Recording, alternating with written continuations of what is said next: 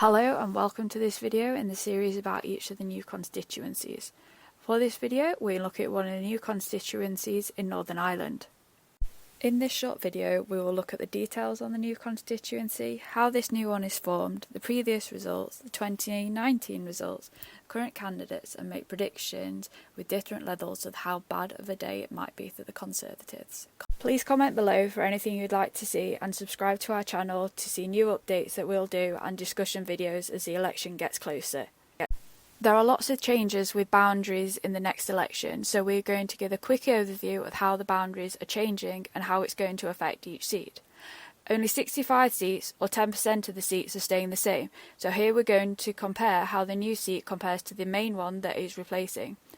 There are some huge changes, such as the city of Chester, which now has 2 seats, but some seats are being completely dissolved, with populations moved to neighbouring seats.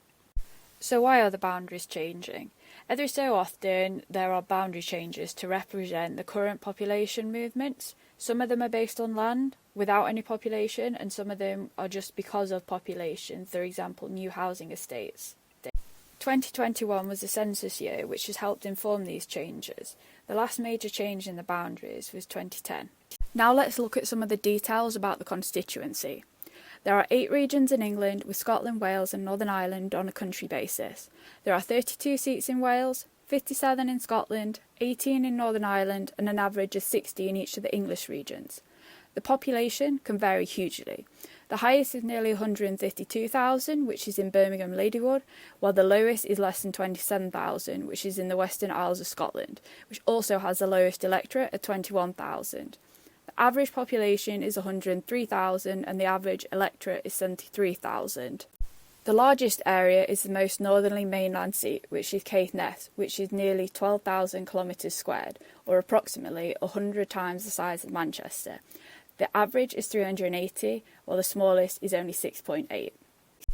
The average percentage of the 16 to 49-year-olds is 41%, with the highest in Leeds Central and the lowest in North Norfolk, which also has the highest 65+. The average 65+ is 38%, with the minimum at 15%, which is in the area around Canary Wharf. Density averages nearly 1,400, with the highest in Bethnal Green and the lowest in Caithness. This constituency has a boundary change. This constituency is affected by a boundary change. Because of this, we now have populations from multiple old seats. These percentages are based on population, not land.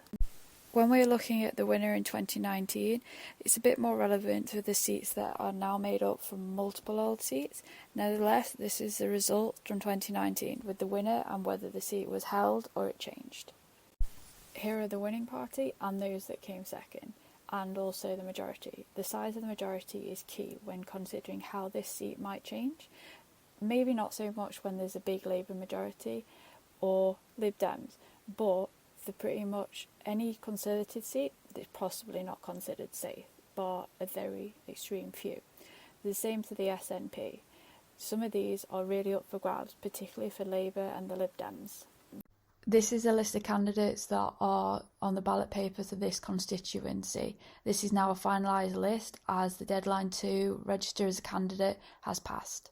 In these forecasts, we expect the seat to remain the same. Thank you for watching this video. We hope you learned a lot about the new constituencies. Please subscribe to our YouTube channel, follow us on Instagram and Twitter.